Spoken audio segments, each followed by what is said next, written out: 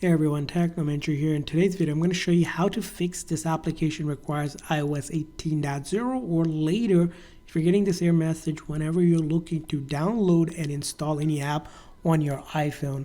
Now, I'm going to show you the way to do it and then a workaround that will work on pretty much any app. So first thing you're going to do is if you have this issue, see if your phone can actually update to iOS 18 by going to your setting, general, software update. And if it can update to iOS 18, you definitely want to update your phone.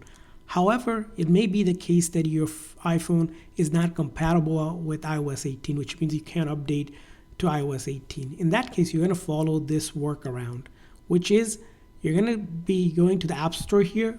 And from here on the Apple ID, you're going to take a note of this Apple ID. Now, you're going to have to get another device, either iPhone or iPad, that actually has iOS 18. And you're going to go into that app store and you're going to sign into the same exact account that you're using on this device. And then you can sign out later on after you download it. So you're going to sign into the same exact account. And then once you do that, you're going to search it up on this device and install it. So you're going to find that app and install it. For example, Roblox, I'll click on get to install it here. And what you're going to do is after you install it, we're going to go back here to the phone that you couldn't install.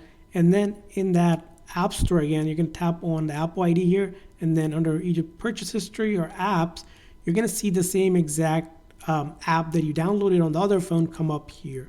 So that will allow you to do is go ahead and see it from here and allow you to install it here. So if you download it on the other phone, for example, I can go ahead and click on this. You'll see a cloud icon on this list, or you can also select not on this iPhone and find that or search for it. And now you'll be able to install an older version of that app that's going to be compatible with your iPhone here. And that message should go away. Now on the other phone, you can sign out of the same Apple ID account if you're using a friend's or family or someone else's that you don't want your Apple ID on their app store, and they can sign back into their own. And this will allow you to get past through this by downloading an older version of the app, which will work like the newer version of the app because of the way that they have it on the App Store. So go ahead and try that, and I hope this video was helpful. So please consider hitting the like and subscribe button for more tips and tricks. I'll see you guys next time.